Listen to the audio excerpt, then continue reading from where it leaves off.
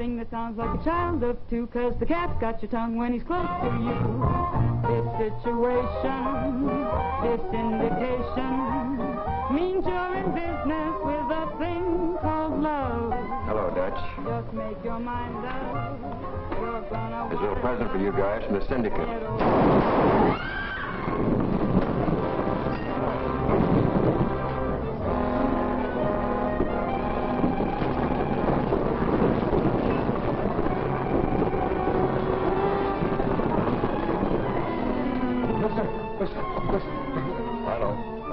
Just got blasted in booth 5. Hello, operator. Police headquarters, please.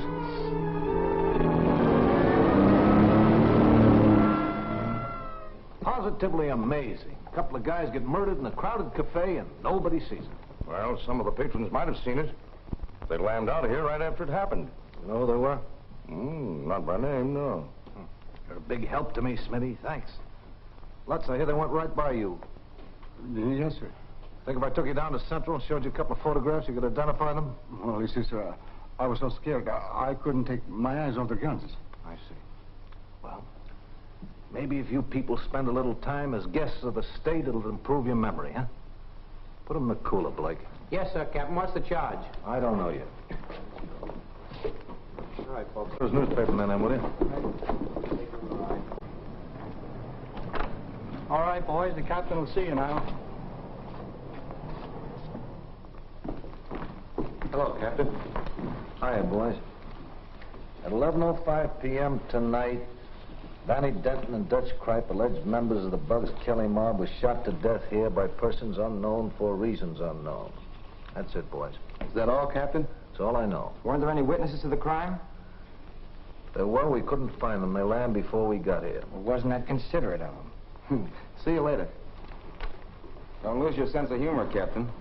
The job of a crime reporter is just as thankless as yours. Guess you're right, Jim.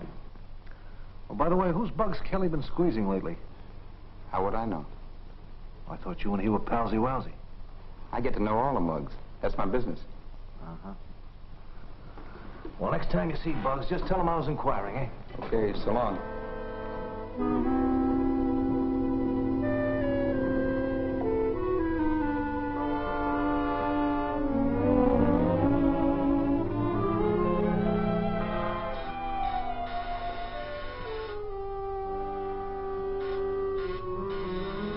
Whoever it is, he's okay. Let him in, Slim. It's me. Is the big fellow in, Slim? Hi, Jim. Yeah, come on in. Hi, Bugs. Hi, pal. Long time no see. Yeah. Hello, Lou. Hey. Pull up a chair, Jim, and tell me what's on your mind. Have you been stepping on anybody's toes lately? No. Why? I've got bad news for you. A couple of your boys were rubbed out last night at Smitty's Cafe, Vanny and Dutch. Did the coppers tag anybody? A few reluctant witnesses. But Captain Ferroni figures you know the answer. Well, it wouldn't be hard to run down the guys that did the job, but... Another crime syndicate killing, huh? What else? They gave me 30 days to join up with them, and the time was up yesterday. What a story that would make if I knew who was back of the syndicate. I wish I knew. You wish you knew. I'd give 10 grand for just one name. And I'm going to make it my business to find out who pulls the strings for the outfit you call Crime Incorporated in that column of yours.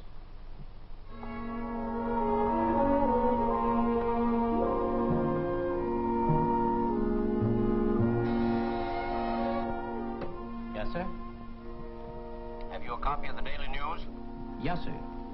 Refer to page 3, column 1. Yes, sir.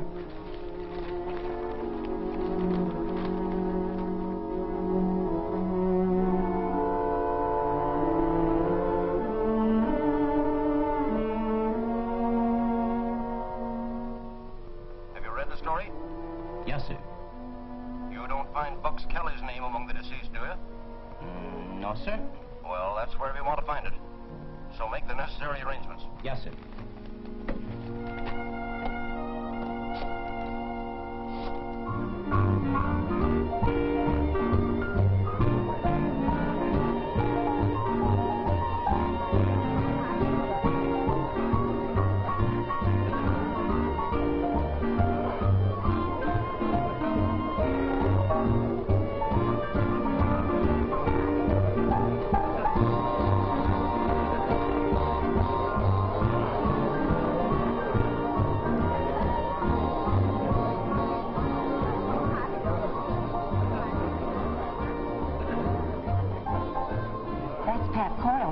retired criminal lawyer.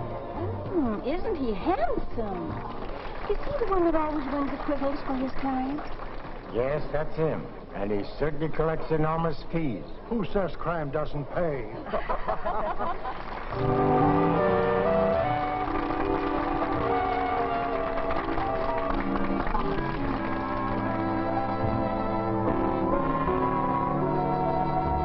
What a fool I was to lie to you. What a fool I was to be untrue.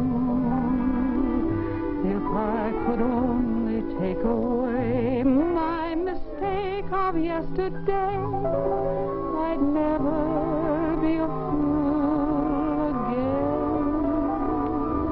I'll be sorry for a million years. Way down deep I've cried a million tears.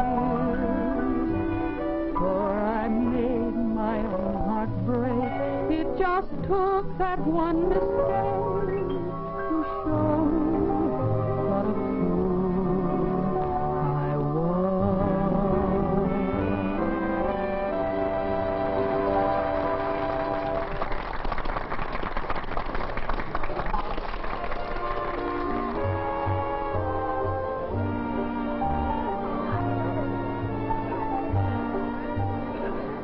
Have you any roast lamb? Best in town.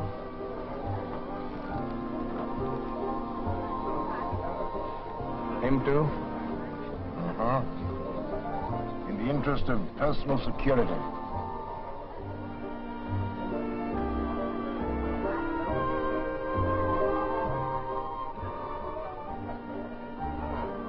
Hey, look who's here.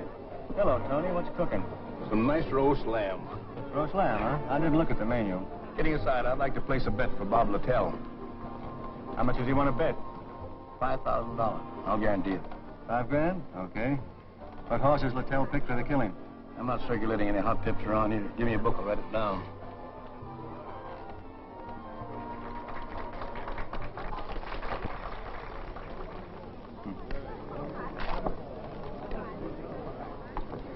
Well, I've got to go back to the office.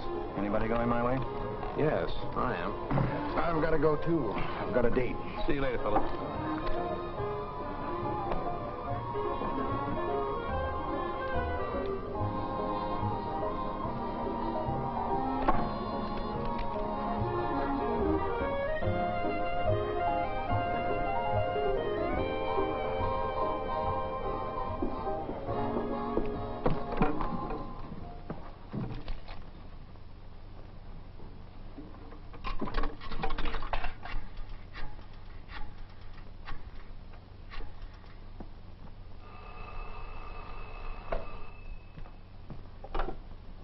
Hello. Oh, hello, Slim. Find out anything? Plenty, Chief. I found a place where they've been cooking the roast lamb. You don't say. Believe it or not, but I've just been sitting in at your wake. Where were they holding the services? Right where you had the hunch in the Club Boheme bar. Tony Marlowe gave the order for your execution, and Bob Littell us to do the trigger work. We've got to teach this syndicate a lesson they won't forget for a while.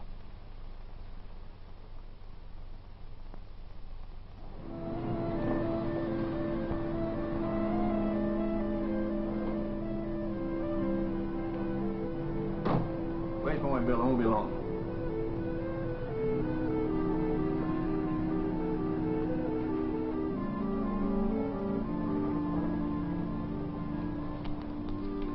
Come on. Put your hands down, Bud. This ain't no stick-up. What do you want? Come on, let's take a walk.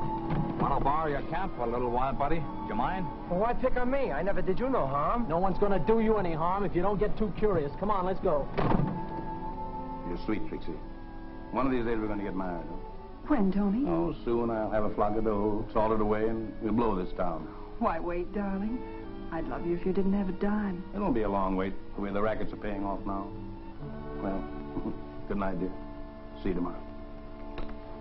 And be careful, won't you? I'm always careful, of course. Good You know night. that.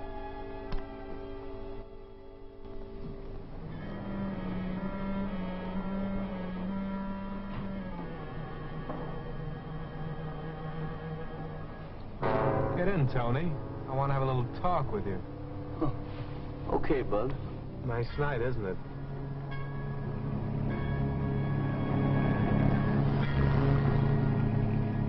Do you mind telling me what it's all about? Not at all. I hear you've been giving out some hot tips on the horses. I thought maybe you can give me some. Somebody's been giving you the wrong steer. I never played the ponies. Stop stalling. I'm talking about the $5 grand tip you gave out tonight. Maybe this will refresh your memory. I see you recognize your handwriting. Well, how much you want, Bugs? Name your price and I'll get it for you, only just give me a break. Danny and Dutch didn't get a break. Somebody wrote their names on a piece of paper. Well, you wouldn't give me the works without giving me a chance to explain, would you? You wouldn't. Well, maybe that could be arranged, providing you'll do exactly what I say. Well, I'll do anything you want. I'll do... Then shut up until we get to where I'm taking you.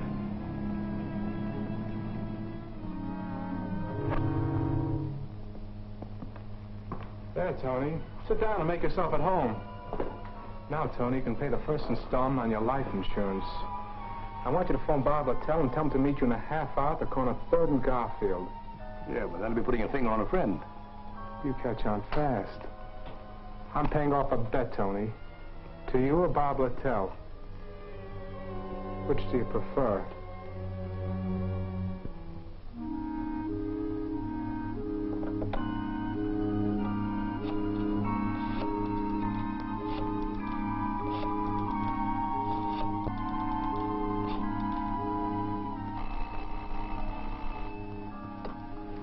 Hello? Oh, yes, Tony. What's giving out? I want to get a message to Bob Littell. Do you know where he is? Sure, I can get a message to him. What is it? 3rd and Garfield, huh? Okay, Tony. Goodbye.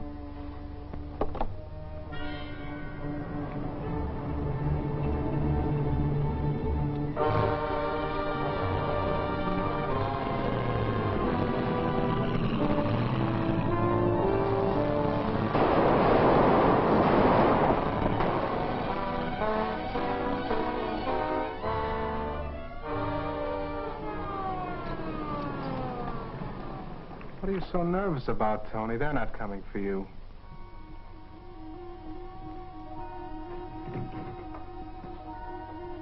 What's new, Lou? Anything interesting been happening? Not much. Oh, yeah, a guy by the name of Littell got gunned on the corner of 3rd and Garfield. Can you imagine that?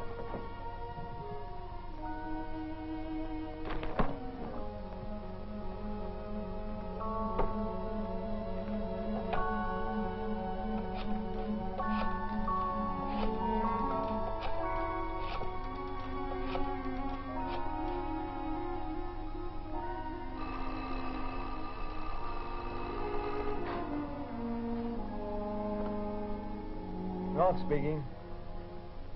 Who? Bugs Kelly. Quit your kidding. I'm not kidding, Barry. I just called up to tell you that Bob Littell lost the $5 grand bet Tony Marlowe placed with you.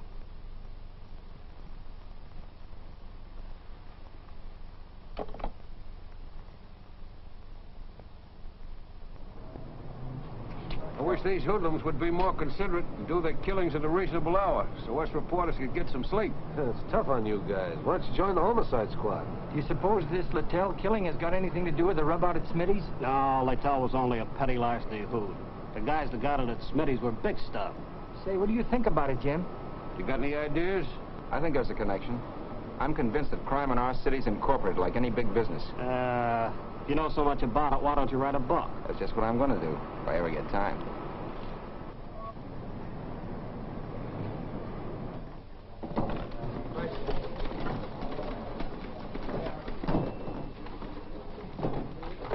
On that 3rd and Garfield kill? Not much. A two-bit gunman, Robert Littell, caught 3 slugs of lead from a person to persons unknown. Just another gang reprisal killing. But I got onto something that's really something. I'll show you my lead as soon as I phone the city morgue.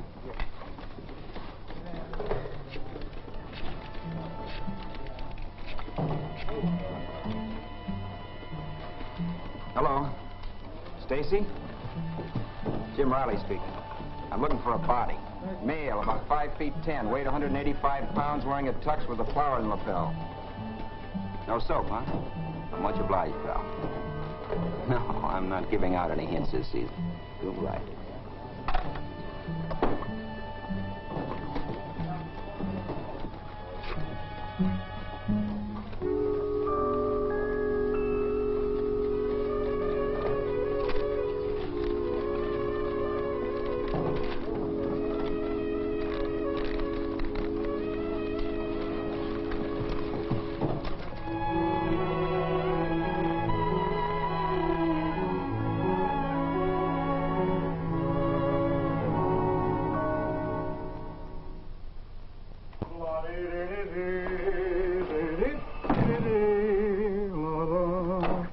Jim Riley.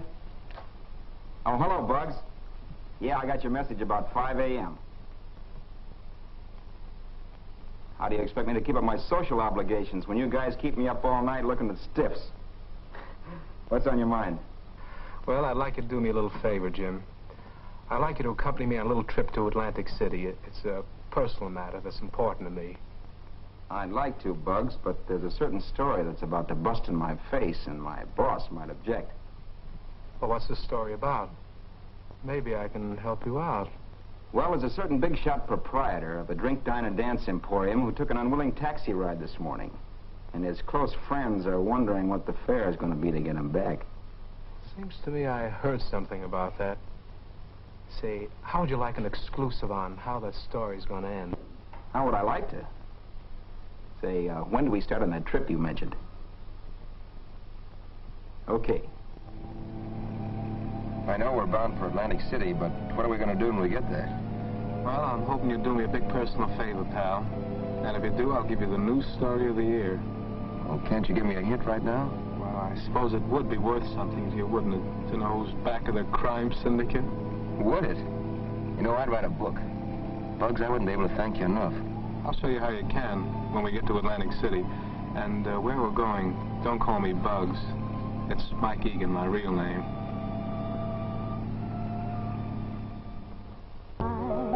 This is sweet surrender. My alibi is your touch so tender.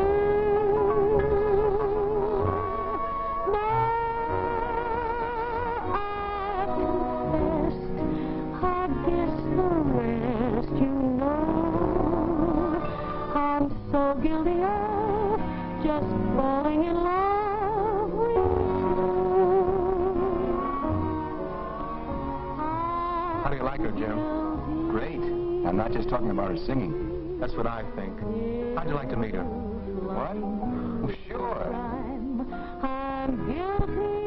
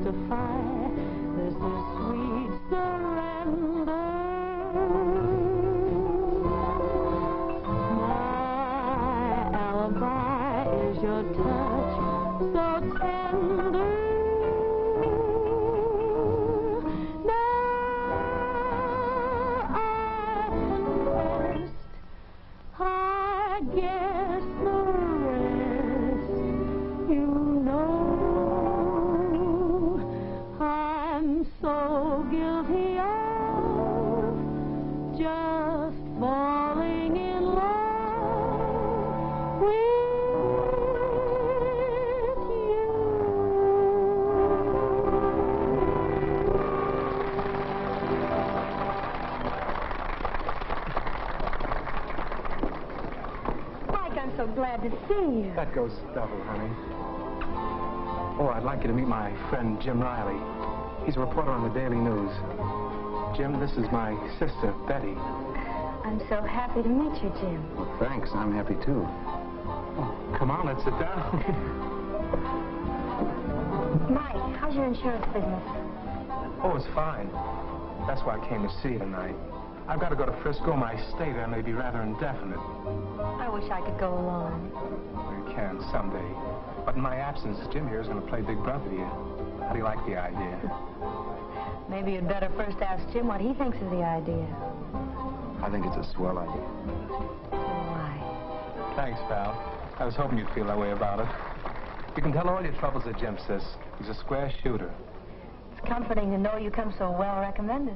Well, don't be too sure about that. There's a little bit of wolf in every reporter. I'll take a chance. Hey, what's coming off here? This is Brother Jim's dance.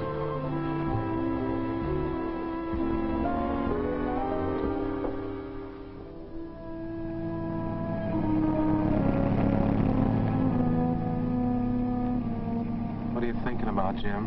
You've been a clamp for 25 miles at least. Oh, I was just thinking about Betty. She's a wonderful girl, Bugs. You think she's pretty nice, huh? That isn't the half of it. Well, she's freed and over 21. And, Jim, you're okay with me. Thanks. When are you going to Frisco? Well, that was just a stall. You see, I nearly got burned up last night. You nearly got burned up, huh? There, see what a close call I had? This was the order for my execution. Who ordered your execution? The operator of a popular night spot. Tony Marlowe, huh? Well, I can tell you this much. Tony Marlowe is one of the big shots of Crime Incorporated. And the deceased Bob Littell was hired to do the trigger work on you? Is that a good guess? Could be. But you can't prove it by him. That's why you grabbed Tony Marlowe.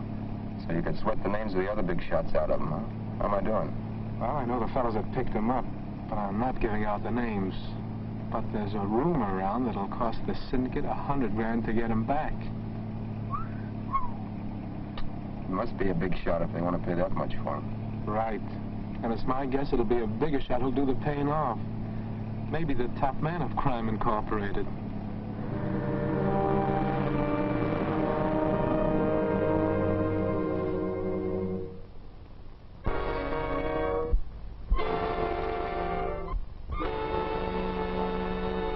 Your rights, as well as the grand jury's authority, are perfectly clear, I presume?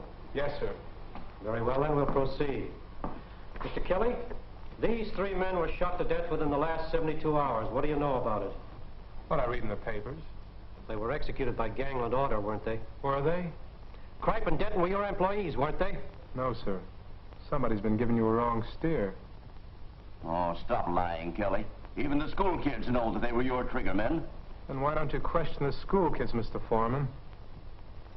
Isn't it a fact that these killings occurred because an organization of racketeers made overtures to you to join with them and you refused? I don't know what you're talking about. I quote from the crime reporter in a recent issue of the Daily News. I understand that the debonair operator of one of our swankiest night spots took an unexpected taxi ride this morning and is being detained for reasons which will probably soon become known to his associates. Unquote. What do you know about that, Mr. Kelly? Why don't you ask Jim Riley? It was his story, not mine. That's what we intend to do, but while you're here and under oath, do you happen to know the identity of this night spot operator and those who detained him? I suppose you'll even deny that you're a racketeer. I wouldn't bother to deny it. You gentlemen wouldn't believe me if I did. Just what do you do for a living, Mr. Kelly? I'm a life insurance agent. My office is at 8457 Canal Street, in case you're ever in that neighborhood. Do any of you gentlemen of the jury wish to continue the questioning? I don't. That's all, Kelly. Thank you, gentlemen. We have just time for a short recess before the police bring over our next witness, Adolph Lutz. We're not going to let a thing happen here. Hey, try that hotel across the street. That shot could have come from one of those upper windows. Yes, Captain. Come here, shot. I'm dying. I knew they'd get me if I talked. Take it easy, Lutz. You're not dying. You're just nicked in the shoulder. Get the ambulance, please. Yes, Captain. Thank you, Captain.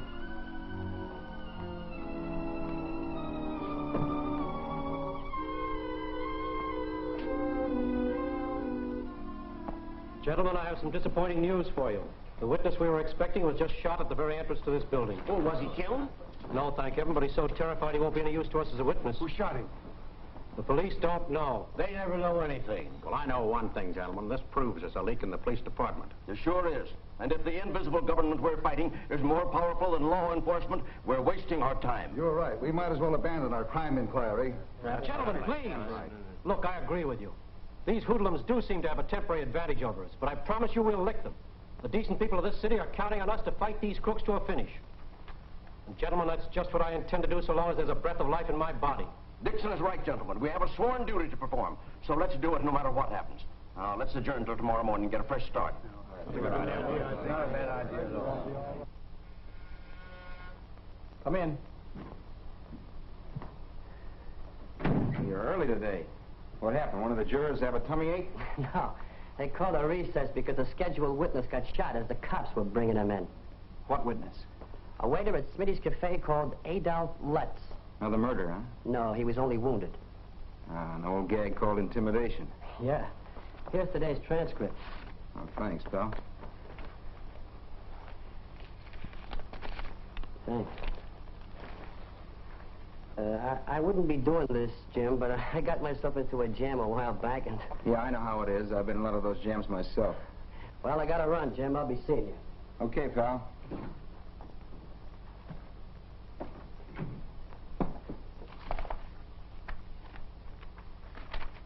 If I don't get word from Tony pretty soon, that Trixie dame's gonna drive me nuts. Get your feet off the desk. I'm calling every 5 minutes. What's Bugs waiting for? He knows he'll get paid off. Putting the squeeze on is as much pleasure for him as collecting the bill. Come in. Messenger just brought this for you.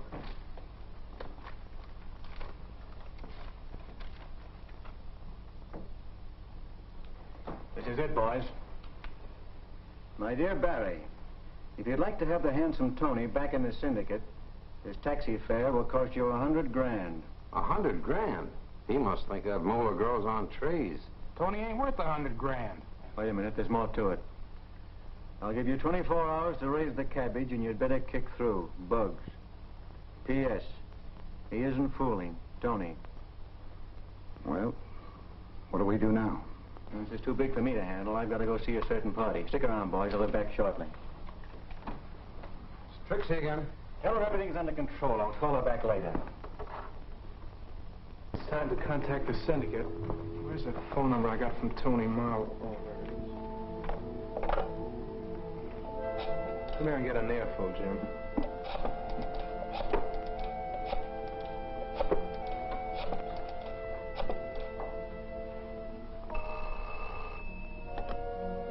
Hello? Pat Doyle speaking. This is Bugs Kelly, Pat. Well, Mr. Kelly. What can I do for you? If you've got that $100 grand handy, I'll come over there and collect it. Mm-hmm. As counsel for Mr. Marlowe, that matter has received my attention. The funds you speak of are in my possession. However, I must have your assurance that my client will be returned safe and sound. Oh, yes, I'll take your word for it. When may I expect you? I'll be there in 20 minutes, and you can tell your syndicate Triggerman to lay off. If there's any funny business, the joke will be on Mr. Marlowe. Syndicate? Triggerman? I don't know what you mean, Mr. Kelly. Are you kidding? Holy mackerel. Coyle. I just as soon believe the police commissioner was mixed up in this. But maybe Coyle is only acting as Tony's lawyer. Use your head, Jim. Pat Coyle's a syndicate big shot, and you can go to sleep on that. Well, I guess this will hold $100 grand. Will you give me a lift, Jim? Sure.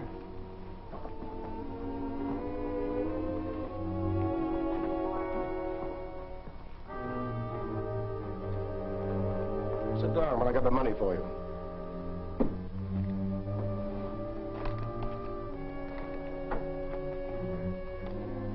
Oh, here we are. 100,000. I guarantee it. I'll take your word for it. Good. By the way, there's a friend of Tony's here that'd like to speak to you. Of course, it's up to you. Okay, I'll listen to him. I'll show him in.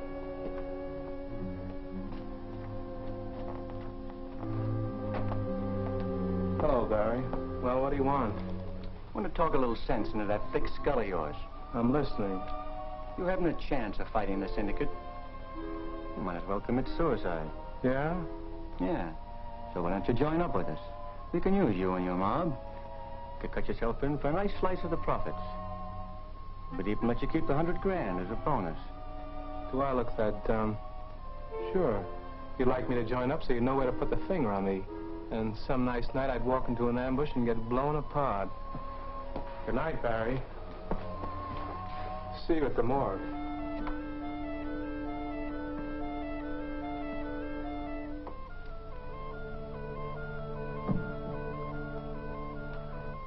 No go, huh? No. Yeah, thought he wouldn't fall for it. He's too smart. We'll get him later. As soon as Tony gets back. Well, Tony, you're back in circulation. Pleasant dreams.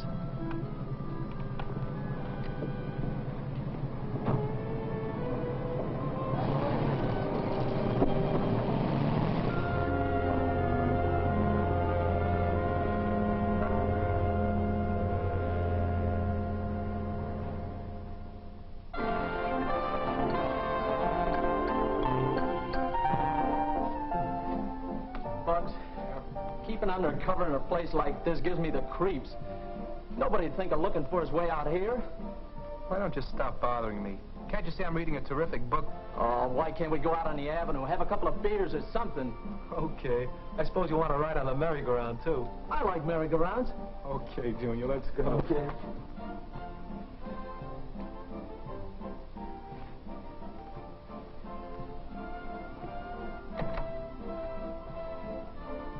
The greatest show that you've ever seen in your life. And this, my friend, you're standing in front of is the Wax Museum. It's sensational, it's educational. Now, folks, I want you to step inside, see some of the famous and some of the infamous men and women of history. I want you to step inside and see the Chamber of Horrors, some of the torture implements used in the Inquisition. And, folks, I want you, above all things, to see some of the devices used in capital punishment. Hand me that, will you please, dear? There, my friend, you are looking at what is known as the Oregon boot. That, my friend, is used in transporting dangerous criminals from place to place to keep them from escaping. All right, step here and get your tickets, Fred. Come on, honey, this ought to be exciting. Maybe we ought to go in and learn something. Yeah, maybe we got the wrong slant on things.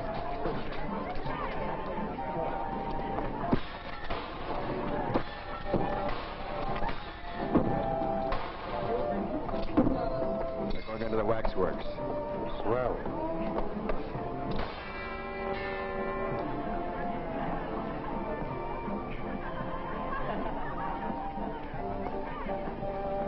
Hey, Lou. Who's that? I heard someone say she was Portia.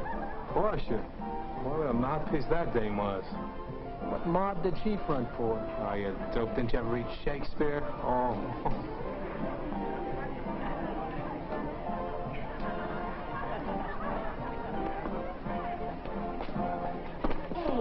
I'm awfully sorry. All right. Hey, I've always wondered what it would feel like to sit in the old hot seat. No, it don't, Bugs. It's bad luck. Don't be silly. I ain't gonna die in the electric chair.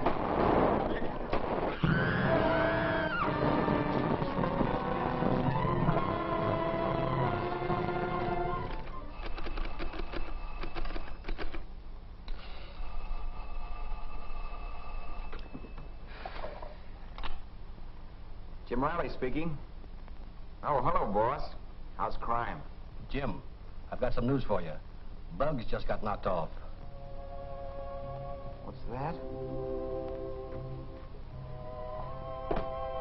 No. Yeah. I just got the flash from Coney Island. And here's one for the book. Bugs met his death in the electric chair at the waxworks. Yeah, I heard what you said. It knocked me for a loop, although I've been expecting it. No, I won't shed any tears.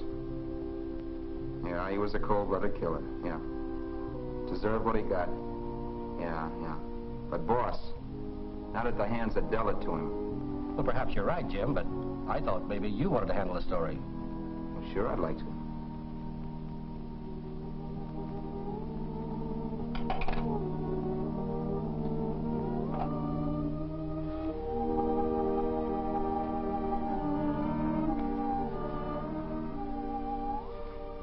break for you, kid.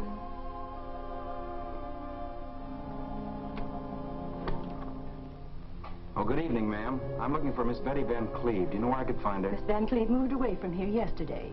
You know where she went? No, she was very much in a hurry, and she didn't leave a forwarding address. I'm sorry. So am I. Thank you.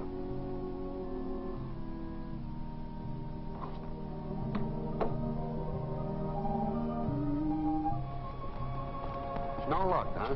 Nope. Gee, that's tough. Where do you want to go now? Back to New York City. And, take these home to the little woman. Gee, that's swell. Thanks.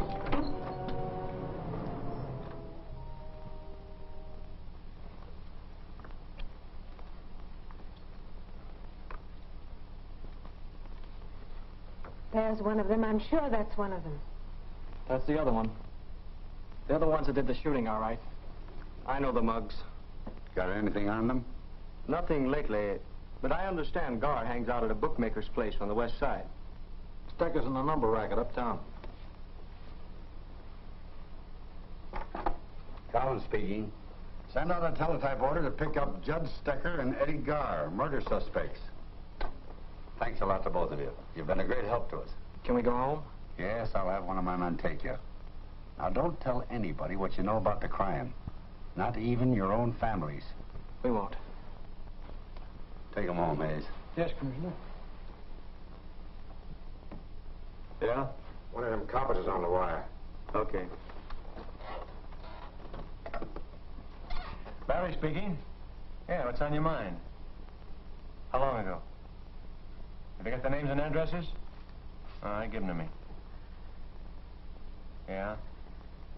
Yeah, I got it. Thanks for the tip.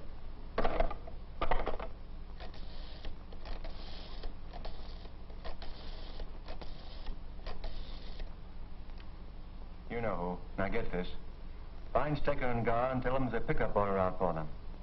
Yeah, and there's a couple of witnesses we may have to take care of. Yeah, I'll give you the names and addresses. Here they are, Commissioner. What do you know? We bagged them just as they were getting ready to leave town. They must have just been paid for the job they did. You ain't got nothing on us. We won this dough in the dice game. Sure. We want to see our lawyer before you start kicking us around. Oh, stop beeping. You'll get to see your lawyer. But first, I've got a couple of witnesses I want to identify you. Book 'em for murder, Captain. Just in case some crooked mouthpiece tries to get 'em out on a writ.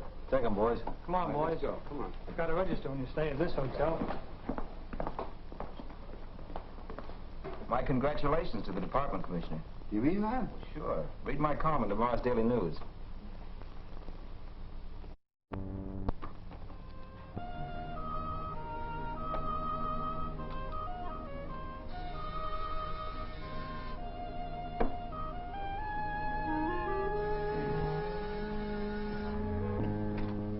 Oh, it's you. Come in.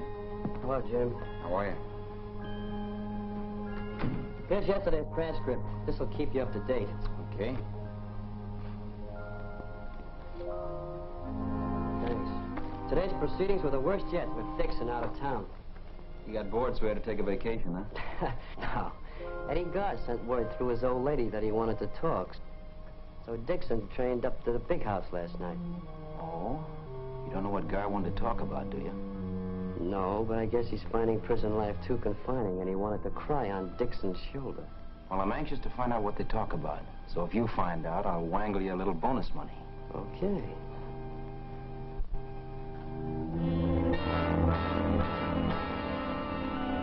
Naturally, I'm interested in getting the lowdown on the killing of Bugs Kelly and his henchmen.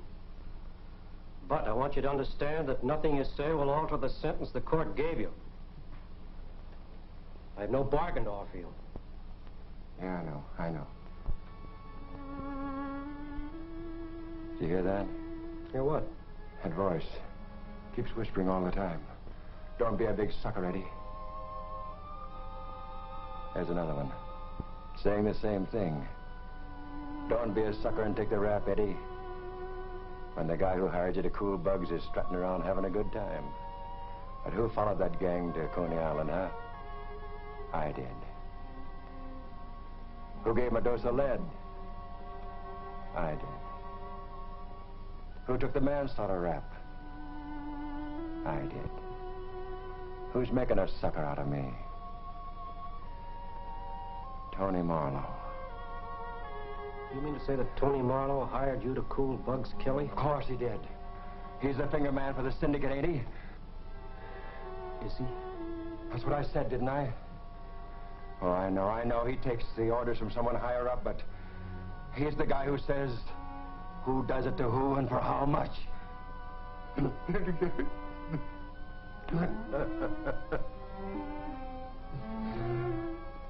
you put those notes in the form of a statement, I'll have Eddie sign it. Yes, sir. Huh? What'd you say? Yeah. Right, yeah.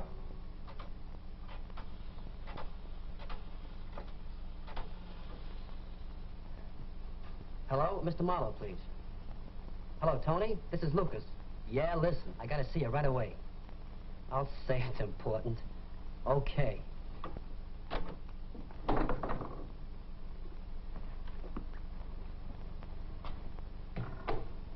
You're as nervous as a cat. What's the matter, pal? I've got some information for you this time that ought to be worth $5,000. $5 grand? It's got to be good at worth that kind of dough. Give me a little hint. Dixon went up to the state prison last night, and he's on his way back with plenty of dynamite.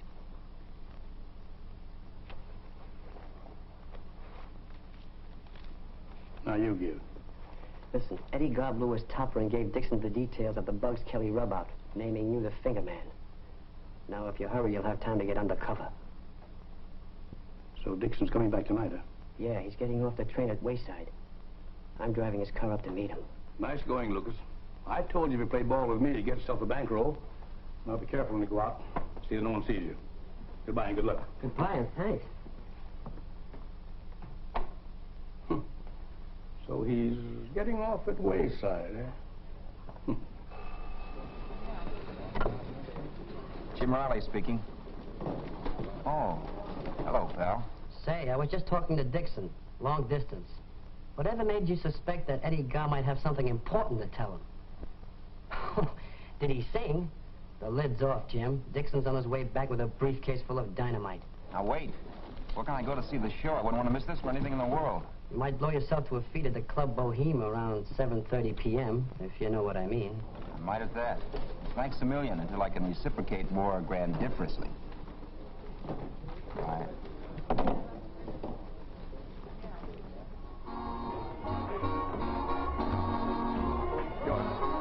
Table for two. Hello, Jim. Hiya, Tony. Living in the lap of luxury, I suppose, huh? Could it be that my favorite crime reporter is taking the fall out of the old expense account? Could be. Take it easy. Ladies and gentlemen, for your pleasure, a new entertainer, and one I know you're going to like, Miss Betty Van Cleve.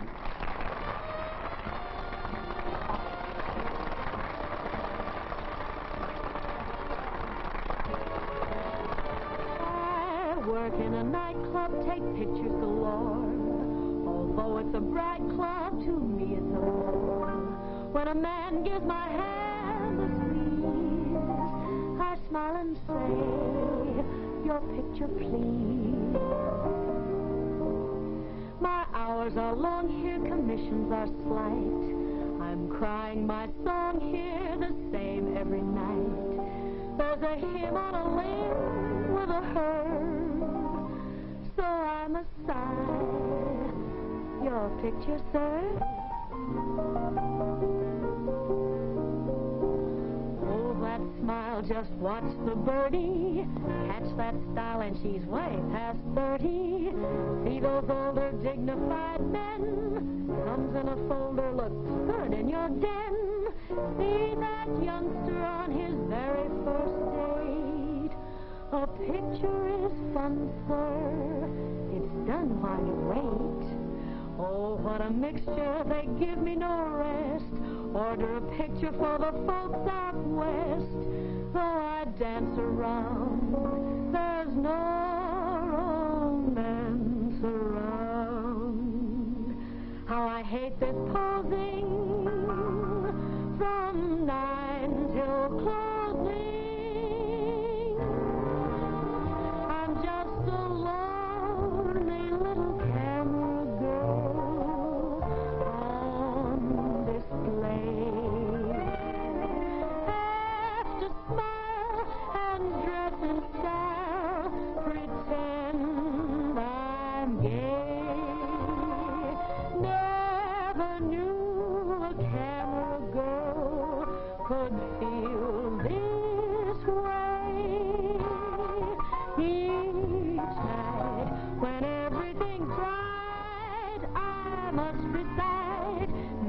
to take your picture, hoping that one night the man who is right will come along to claim his girl and carry off the lonely little camera girl.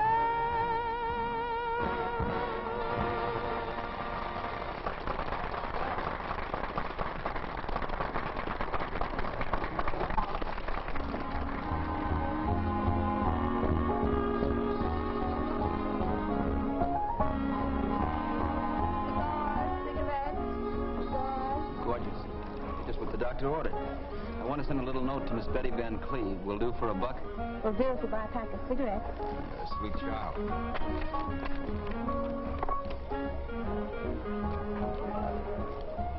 There. To bring back her answer, I can keep the change. Hello, Grace. Here's enough for you, Miss Van Cleve. Not to wait for an answer.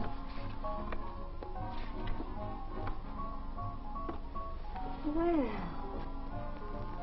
may I borrow your pencil?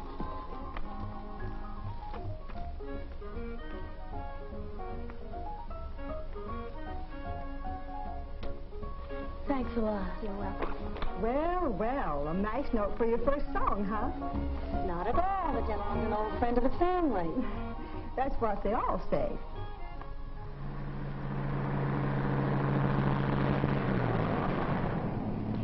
You know, I never was so surprised in my life as when Eddie Garr began to hear those imaginary voices.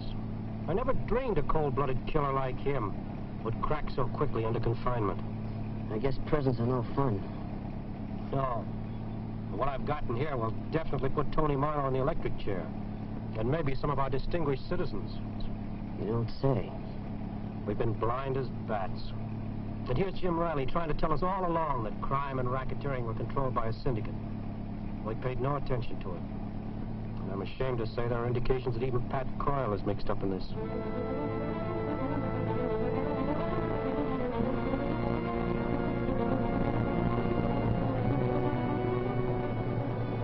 Detour to roadside. Thanks.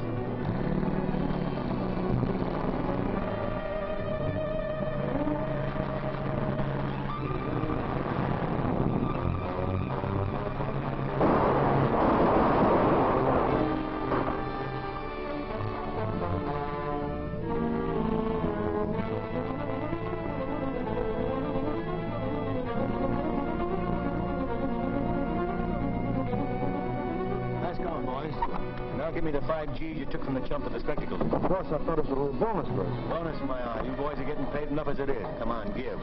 Get in there.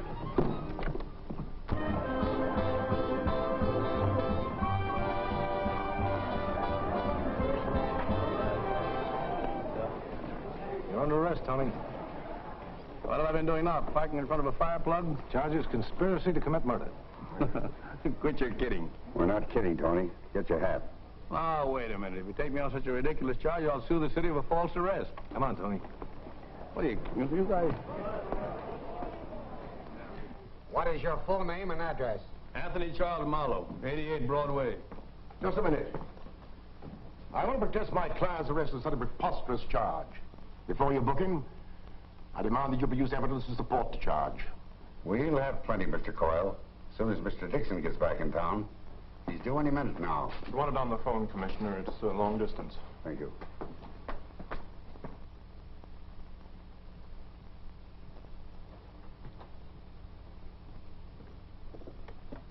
I'll take that long-distance call, Murphy. Hello. Collins speaking. Who? Oh, yes. What's that? No. Where did it happen? I see. Hold the phone a minute. I'll have someone take down the details. Don't answer another question until they produce some proof to back their charge. Go ahead, Sergeant. We know what we're doing. If you do, Sergeant, I'll serve you with a writ so fast your head will swim. We'll have to turn Mr. Marlowe loose, boys. We have no evidence now to back up his arrest. What do you mean, no evidence? You said the deputy DA was bringing it with him. He was. But he and his secretary were murdered on their way here and the evidence stolen.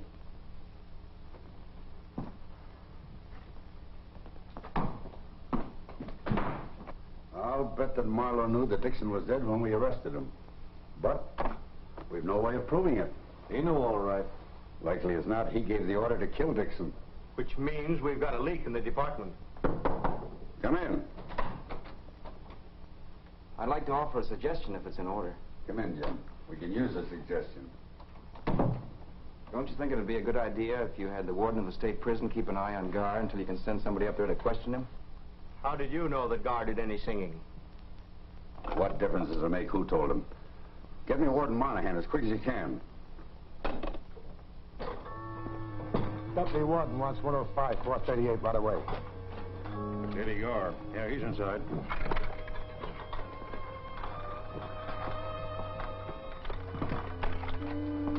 Where's Eddie Gar's one up front? Went in the storeroom to get some sugar. Shut-eye, huh?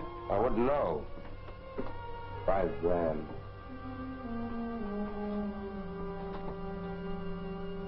Hey, Eddie. Chief School wants to see you. Hey, Eddie. Wake up. Hey, somebody! Hey, it's a murder! And when my book comes off the press in a week or two, I'm going to give each one of you guys a copy. Well, that'll be swell, Jim. We'd be glad to read it. Collins speaking. Oh, hello, Monahan. What's that? The invisible government has beaten us to the punch again. Somebody just drove a knife through Eddie Gar's heart. Yeah, boss, that's right. Gar got it in the back, in the prison storeroom. Yeah. Right.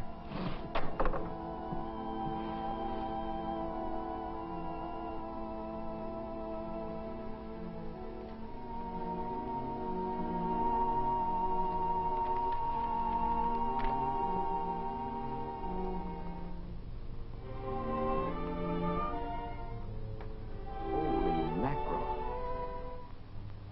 2 o'clock.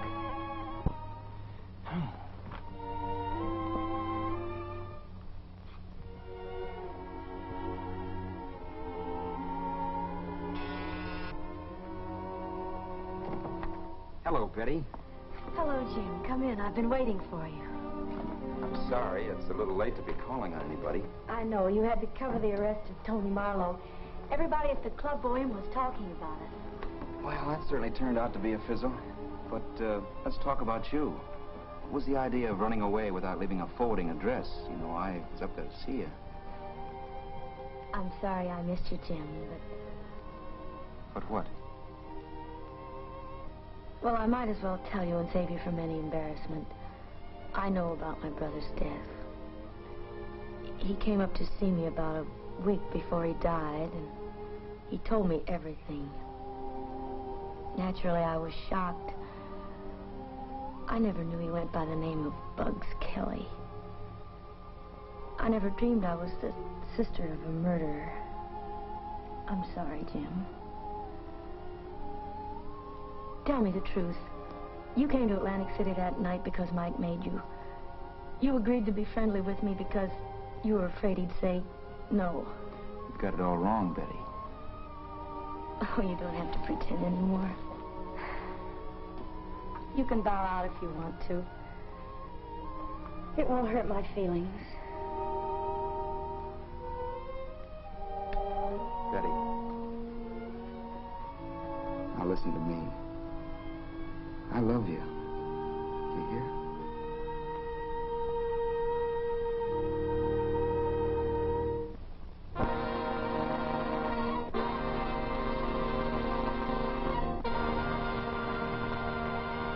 Gentlemen, as you all know, the purpose of this meeting is to form a secret committee to fight organized crime. And I mean wipe it out of our city once and for all. And we have to clean our own house, too. I hate to think that Dixon was murdered because someone in the department was a traitor to the cause of justice. But what else can I think? The public is up in arms, and rightfully so.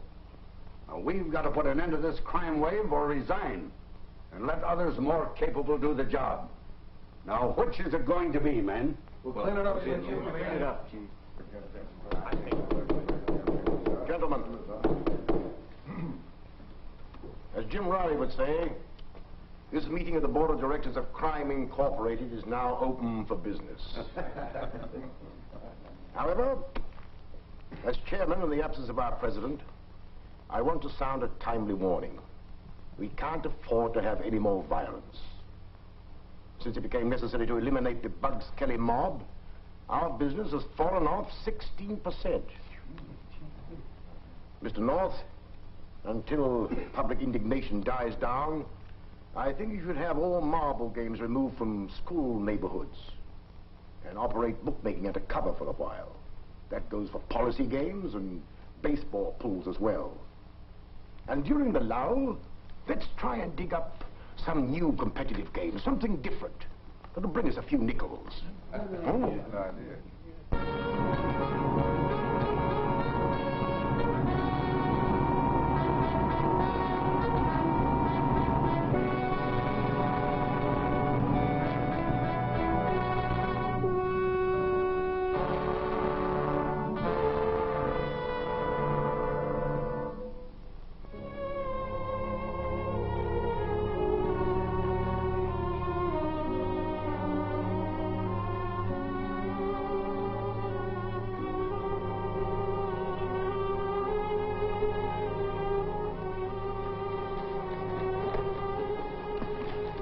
Oh, excuse me. What can I do for you? What can I do for you? I'm Jim Riley. Fine. Here's a little present for you. I'm a process server from the grand jury. I have here a book entitled Crime Incorporated by Jim Riley. Are you that Jim Riley? I am. Assuming that the material in your book is factual, just how were you able to get information when all the city law enforcement groups were unable to get it? I don't know. Maybe because I had better contacts. Better contacts? Isn't it a fact that you got most of your information from Bugs Kelly? Yes, so what? So you admit more than a speaking acquaintance with a dirty killer? I can't testify as to how often Kelly took a bath, if that's what you mean. You know what I mean. You probably know him well enough to get a regular cut from his racket. That statement's a lie. I don't have to defend my relations with Kelly, but it's fortunate there was such a man as Kelly. He was a killer, sure, but who made him a killer, I'll tell you. An organization of racketeers and greedy businessmen who formed a syndicate to monopolize all illegitimate business and sources of graft. Bugs wouldn't line up with them. Bugs' futile fight to stay independent is the reason that you're here, gentlemen. He has unwittingly done more to clean up our city than all the law enforcement agencies, because his activity laid bare the existence of incorporated crime. Now, if you're through theorizing, Mr. Riley, this grand jury would like to know just why Kelly gave you information. Because I did him a favor. What was that favor, Mr. Riley? It's something personal, so it doesn't concern the grand jury. Material in your book concerns the grand jury. And it's your civic duty to help wage war against crime. Sure, and get myself riddled with bullets. I'm sorry, gentlemen, I'm not that civic-minded. You're going to talk, Mr. Riley, or we're going to ask the court to question you. We want the full details of your investigations. We want the right names of the people mentioned in your book. And we want the addresses of all the rackets. And you're going to answer those questions right now. I'm sorry, gentlemen. The confidence between a news reporter and his source of information is just as sacred as the confidence between doctor and patient, lawyer and client, or priest and penitent. Riley, we'll give you 24 hours to think it over. And bear in mind, your continued defiance will render you liable to a charge of contempt. You're dismissed. Thank you, Mr. Conroy.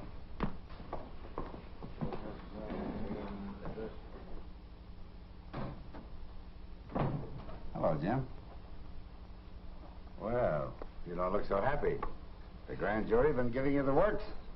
Yeah, I gotta go back and answer some questions or else. Maybe you'd rather talk to me. You know me better than that. Oh, you don't understand, Jim. I want you to join our secret committee for driving the rats out of town. Who's on the committee?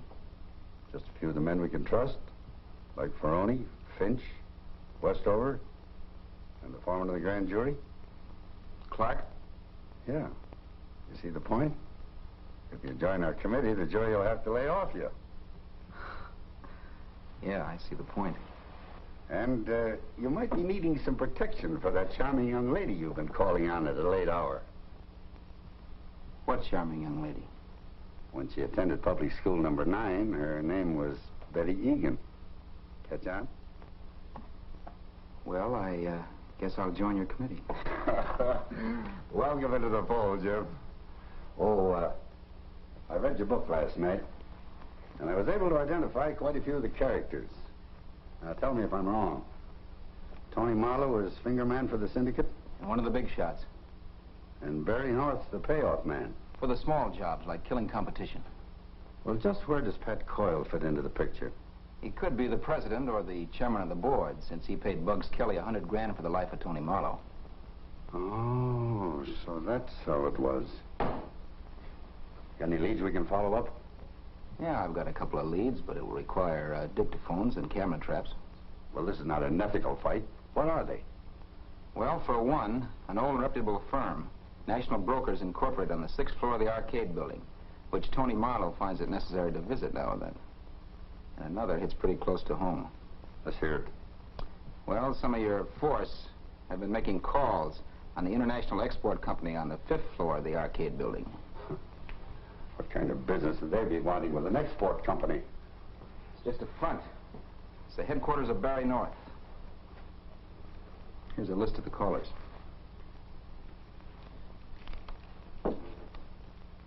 What? Well, these are some of our best men. Naturally. It requires a good man to go crooked and get away with it.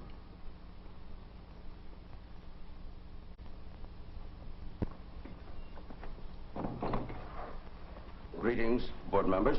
Greetings, Mr. President. Gentlemen, I have just come from a meeting of the Secret Police Committee, and I am genuinely worried. Jim Riley has become a member of the committee, and there's no telling what he knows of our syndicate activities. What do you propose, Mr. President? I'm afraid it will be necessary to eliminate the Secret Committee. You realize what you're proposing?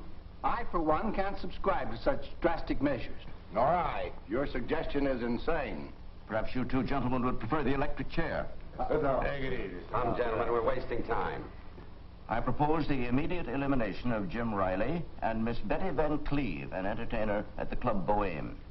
Mr. Gable, will you give us a report on your investigation of Miss Van Cleve? Betty Van Cleve is just a professional name. She was christened Betty Egan and is a sister of the deceased Bugs Kelly. All those in favor of the elimination say aye. Aye. Contrary, no. All right, Tony, the matter's in your hands. Just a minute, Tony. This can't be the usual gangland rub-out. It will have to look like an accident. Okay, I'll have the boys put him in the Riley car and shove him over the Palisades.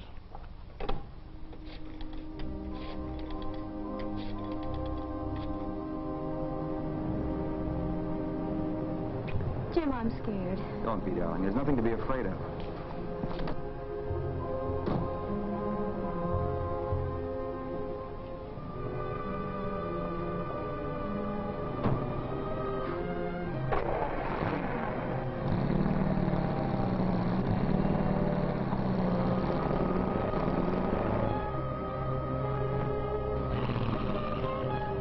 Did you see that man? He followed me from the club. You just imagined it. No. I was expecting I'd be followed. You were expecting to be followed. How come? I suppose it was awfully silly of me, but I listened in on a conversation between Tony Marlowe and Trixie. Betty. Well, I wanted to help you get something on him. You mustn't take a chance like that. Supposing you found out that Bugs was your brother. I know. It was awful stupid of me, because I got caught. Who caught you? Trixie. From now on, you take care of the singing. I'll take care of the crime detecting. I'm sure we were followed. Yeah. Jim, don't you think...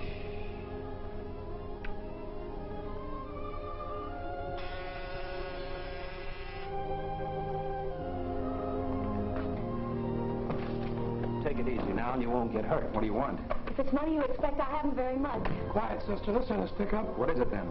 Somebody wants to have a little talk with you. Now, get over there by the wall and get your arm. What for? Follow your path. This door's your toe.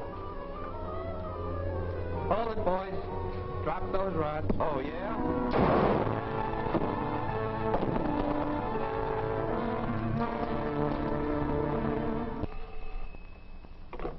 Alan speaking. Yeah? Okay. This is it, Ferroni. Let's go.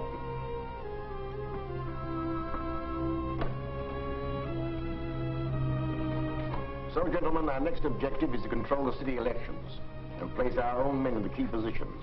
Then we shall be impregnable. I propose that... Yes? I see. Thanks. Gentlemen, the meeting is adjourned. We're about to be visited by the law.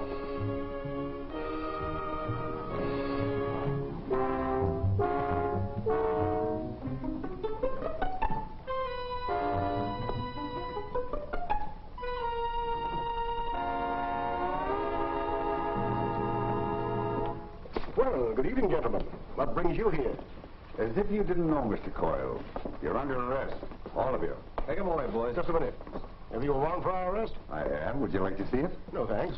I still think this is a gag. What's the charge? There are a number of them, Mr. Coyle, including conspiracy to commit murder. Now I know it's a gag. Bring him over to Central. We'll book him. Step this way, gentlemen. Go. All right, man. Come on.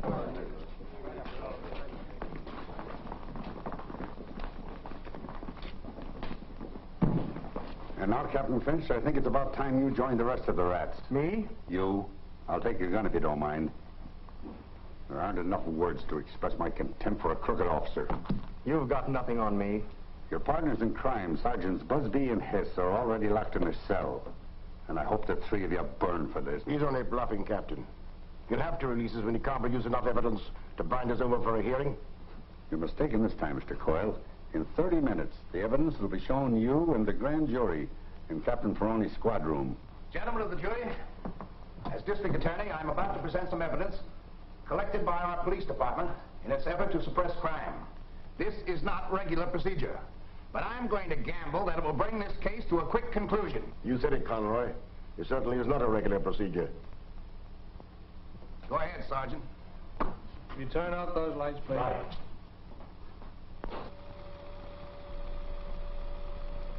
Hello, pal. What brings you out so late at night? I just came from a meeting of the secret police committee. You'd better get the idea out of your head that this committee is a joke like the grand jury. You're breaking my heart. What's on your mind? I want to collect the money I won in the races last week. I don't think you have any dough coming after the way you fell down on the Gar and Sticker job. That wasn't my fault. I tipped you off in plenty of time. Gentlemen, I have just come from a meeting of the secret police committee, and I am genuinely worried. I propose the immediate elimination of Jim Riley and Miss Betty Van Cleve. All in favor of the elimination, say aye. Aye. Contrary, no. All right, Tony, matters in your hands. Just a minute, Tony. This can't look like the usual gangland rub-out. It will have to appear to be an accident. Okay, I'll have the boys put him in the Riley car and shove him over the Palisades.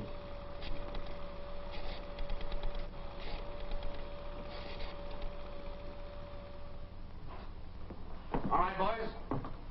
Take the prisoners back to jail.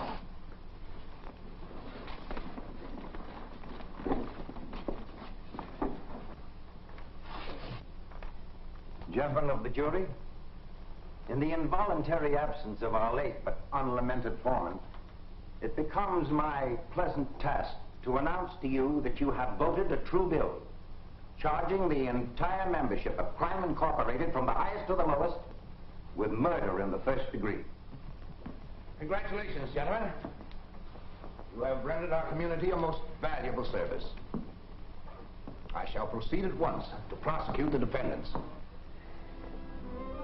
We could have been married a dozen times while we've been waiting.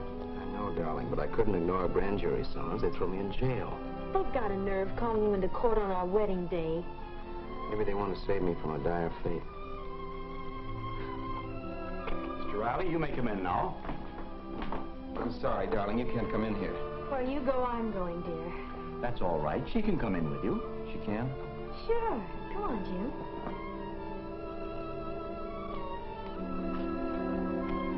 Hello, Jim. That subpoena was just a gag. The grand jury wants to express its appreciation for your splendid work in helping to fight the invisible government in our city. Was that all you wanted? Well, yes. Why? Well, if Betty and I had known that, we could have gotten married before we came over here. What's that? Does somebody want to get married? Is it you, Jim? Well, darling, this is Judge Poole, legal advisor to the grand jury. Judge, this is my wife. I mean my fiancée. This is a pleasure, my dear. Well, you have some illustrious witnesses here. Get out the marriage license.